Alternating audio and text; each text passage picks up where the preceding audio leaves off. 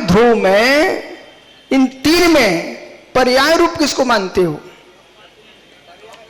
उत्पाद को मानते हो कि बह को मानते हो कि ध्रुवी को मानते हो? बहुत बढ़िया। मात्र अरे ये तो भैया नरेंद्र गाजियाबाद मुमुक्षु सलाह कर लो परस्पर में, नहीं तो फिर मैं फूलचंद प्रेमी से पूछने वाला हूं।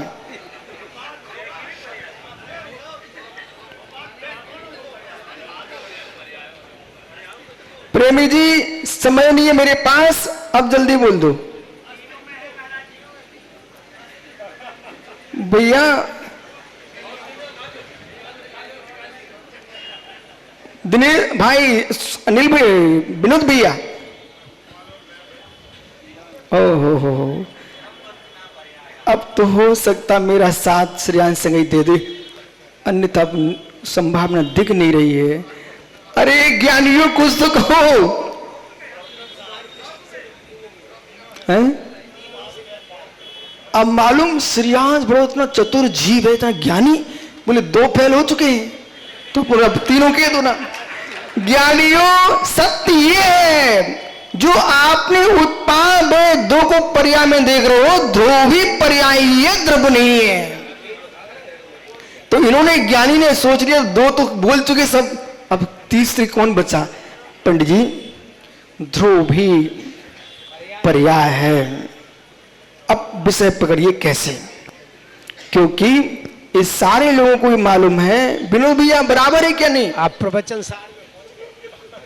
प्रवचन सार में नहीं तो पहुंचे तो कहां पहुंचेंगे ज्ञानी? प्रवचन सार में ही हूं, और जगत में विश्व में कोई सारे प्रवचन सार ही है। हो ध्रुव भी द्रव्य नहीं है, पर्याय है। भगवत कुंद कुंद के प्रवचन सार में आचार्य अमृत स्वामी कह रहे हैं, आप तत् तत् तत् अतत् को निहारिए और ध्रुवी को। ये उत्पाद है, देखो शब्द में आप पकड़ लोगे पर्याय कैसे। और वो ज्ञानियों, उत्पाद ध्रुव्य एक किसमें होता है? उत्पाद ध्रुव्य किसमें होता है? अधिकरण बना लीजिए। उत्पाद ध्रुव्य किसमें होता है? सद्रव्य द्रव में। बहुत बढ़िया। तो द्रव में जो होता है, ध्रुवत्व द्रव्य का है, यानी ध्रुव का ध्रुव नहीं है, ध्रुव द्रव नहीं है, ध्रुवत्व द्रव्य है। इसलिए अकेला ध्रुवत्व नहीं, ध्रुवत्व, वेयत्व, उत्पादत्व तीनों द्रव्य है। ठहरो ज्ञानी, अधिकरण की दृष्टि से तीनों एक हैं। त्रितमपि भिन्नम। पंडित जी, तीनों भिन्न होने पर भी अधिकरण की दृष्टि से तीनों अभिन्नम। फिर भी भिन्न ही है, फिर भी भिन्न ही है। बोल क्यों?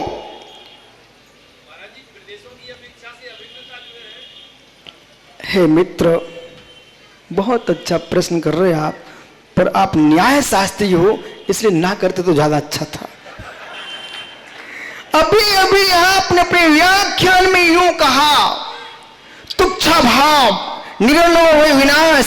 अभी आप बोल के गए यहां पर मंच पर, जैन तुच्छा भाव नहीं स्वीकारता, जैन निर्णयों ने पर्याय का विनाश नहीं मानता है। लेकिन हे मित्र, एक द्रव में लोकालोक में विराजती अनंत अनंत पर्याय एक समय में नहीं होती है, पर्याय क्रम भावी होती है, और क्रम भावी होने के नाते द्रव्य में पर्याय का अभाव होता पूर्ण रूप से।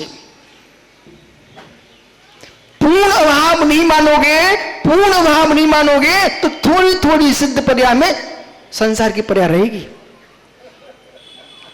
ओहो, इसलिए आपको बोध होना चाहिए, शुभ उपयोग में अशुभ उपयोग का अंश नहीं होता है, अशुभ उपयोग में शुभ उपयोग का अंश नहीं होता है, और शुद्ध उपयोग में शुभ अशुभ का अंश नहीं होता है, और यानी शुद्ध आत्मा में अशुद्ध आत्मा का अंश नहीं होता है। जो व्याख्यान चल रहा है तत्व निर्णय के लिए है, तत्व बोध के लिए है। लेकिन अहो ज्ञानियों, जब तक तुम समझ रहे हो और जब तक समझाया जा रहा है, 14वें गुणस्थान तक सिद्धांत की अपेक्षा से आत्मा को अशुद्ध स्वीकार कर लीजिए। आशीष कहां तक? 14वें गुणस्थान तक आत्मा को अशुद्ध स्वीकार कर लीजिए, अन्यथा जितने यहां जीव विराजते हैं इनका बैठना कोई सार्थक नहीं है। और निगोदिया से लेकर के 14वें गुणस्थान तक इनको शुद्ध स्वीकार लीजिए। दो स्वीकार है, वाह हो गया नहीं, दोनों हाथों में लड्डू अपने तो हैं, दोनों स्वीकार हैं। परंतु ध्यान रखना, जो सिद्ध सभा पर विराजा शुद्ध परमात्मा है, प्राचार्य जी आप समाधि कर सकते हो, लेकिन हे जीव समाधि विभाग समाधि तो पंच प्रविष्टि के आश्रय से हो जाएगी। निश्चय समाधि निर्ध्रुव ज्ञाय की अनुभूति से ही होगी। उसमें सिद्धालय में विराजा सिद्ध काम में नहीं आएगा, उसमें सिद्धालय विराजा सिद्ध काम में नहीं आएगा, उसमें कौन काम में आएगा? मल रहियो नाणमयो ऋषि जारस्यो सिद्धो तारस्यो देयथो परमो बंभो मणियब्बा। मल रहियो नाणमयो, मल से रहित ज्ञानमयी जैसा शुद्ध परमात्मा सिद्धालय में विराजा है, वैसा अशरीरी निज भगवान आत्मा देह देवालय में विराजा है। इसके आश्रय से ही परम समाधि होगी, इसके आश्रय से ही होगी। मेरा स्वामी मैं ही हूं, संबंध शक्ति मेरा स्वामी मैं ही हूं, मेरी स्वतंत्रता का क्षरण कोई कर नहीं सकता। स्वतंत्रता करता, स्वतंत्रता करता। व्याकरण शास्त्र लिख रहे हैं पर सिद्धांत निहित है स्वतंत्रता करता। इस स्वतंत्रता कर्ता में भी आपको द्वैत ग्रहण करना है, क्योंकि सिद्धांत का लोप ना हो जाए। स्वतंत्रता कर्ता में द्वैत स्वीकार करना है। शुभ अशुभ कर्मों को आप कर रहे हो, इसमें आप ही स्वतंत्र हो।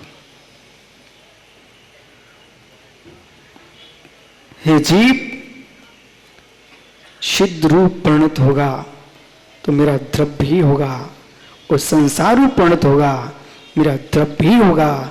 घबराना नहीं। कर्म क्या करेगा?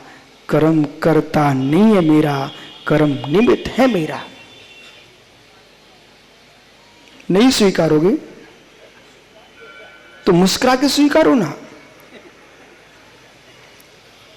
कर्म करता नहीं मेरा, कर्म निमित्त है मेरा। कर्ता मेरी आत्मा की परिणति न होती तो मित्र जड़ कर्म यदि बंद कराते हैं तो सिद्धालय में ऐसा नहीं है कि कार्मा वर्गणाएं न हो और वहां संसारी ना हो। सिद्धालय में संसारी भी है और कार्मा वर्गणा भी है।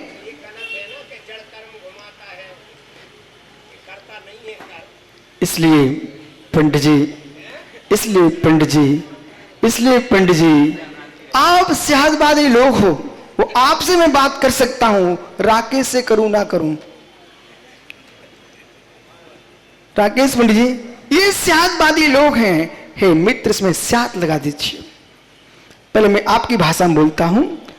संसार में पुद्गल का भ्रमण कालकृत है, संसार में जीव का भ्रमण कर्मकृत है।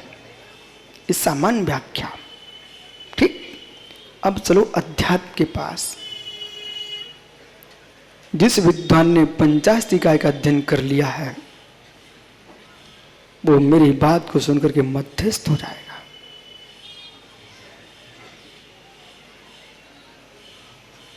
विनोद भाई, एकांतवास नहीं होना चाहिए, एकांतवास होना चाहिए।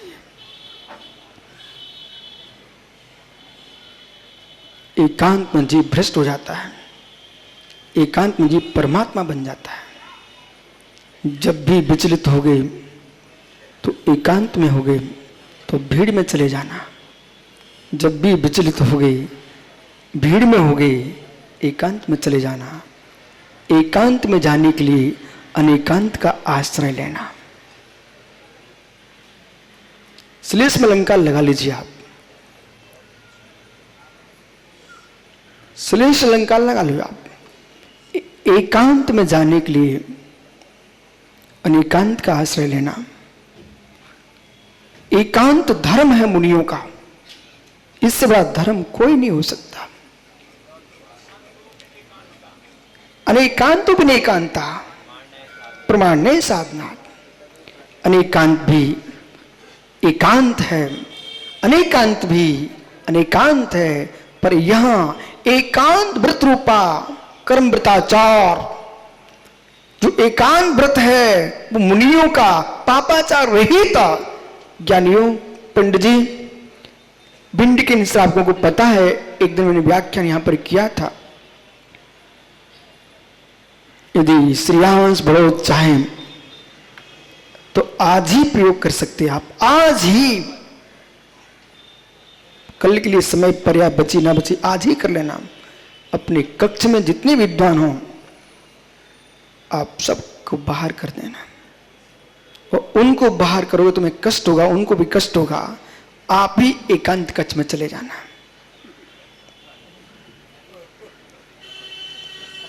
वो एकांत कक्ष में जाना पंडित जी, उस कमरे में आपका वेग नहीं होना चाहिए, उस कमरे में आपके कपड़े भी नहीं होना चाहिए, उस कमरे में कुछ भी अच्छी बुरी सामग्री नहीं होना चाहिए। पंडित जी,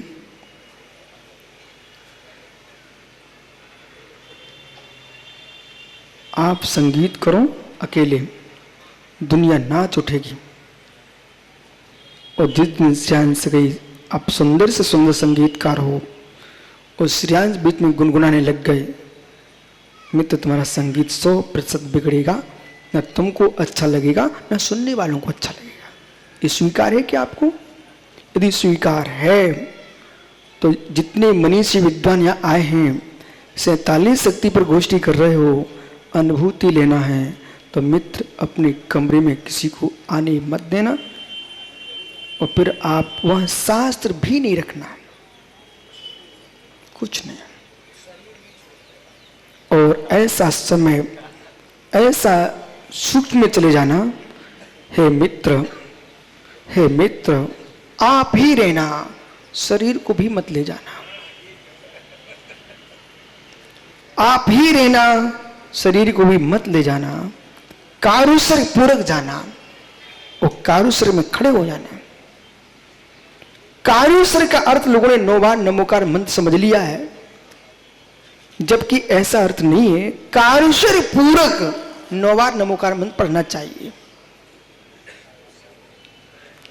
कायुत्सर्ग, शरीर का भी उत्सर्जन करके, छोड़ करके, ममत्व त्याग करके पर मित्र बैठ जाना। आप योगी हो ना हो, पर मैं विश्वास के साथ कह रहा हूं, अमृतचंद स्वामी कह रहे हैं, ये ग्रस्त भी योग की अनुभूति को ले सकता है। समय को पूर्ण करते साधु सन्यासी की बात को करके घर चले जाओ आप। 47 शक्ति का वेतन साधु का विषय नहीं है, सन्यासी का विषय है, योगी का विषय है। सन्यास कोई दीक्षा नहीं है, सन्यास कोई दीक्षा नहीं है, सन्यास तो न्यास है। सन्यास दीक्षा नहीं है, सन्यास न्यास है, सत न्यास। सुखी सत में सुको स्थापित करके और निज में निज को जोड़ के जो बैठता है, वो संबंध कार्य से युक्त होकर के हे मित्र सक्षत्व शक्ति का वेदन करता है। सक्षत्व शक्ति का वेदन करता है। फिर वो निहारता है कि मैं एक हूं कि अनेक हूं।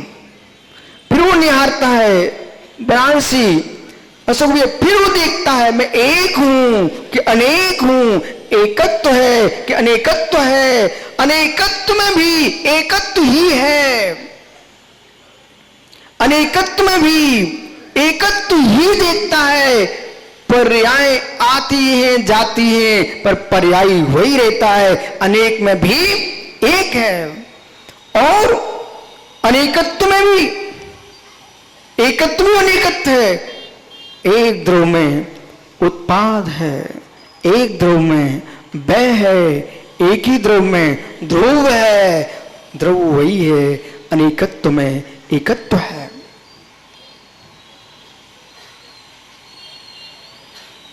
किसको लेके जाएगा जीव?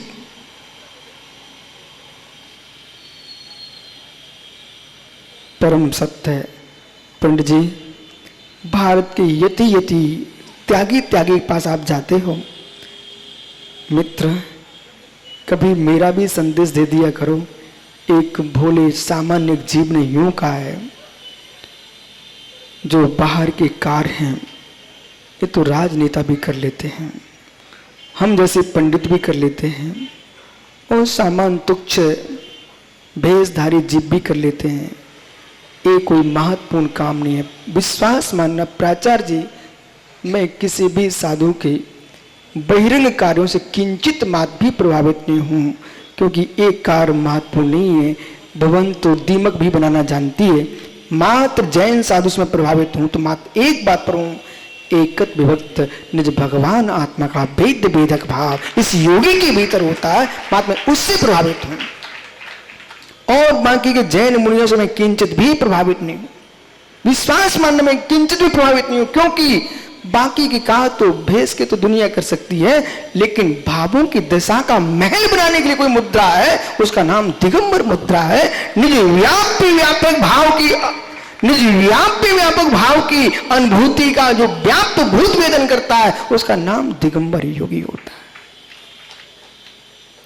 ऐसे योगी के चरणों की बलिहारी है विशुद्ध सागर। बाकी तो ओम नमः सिद्धिभ्याय है।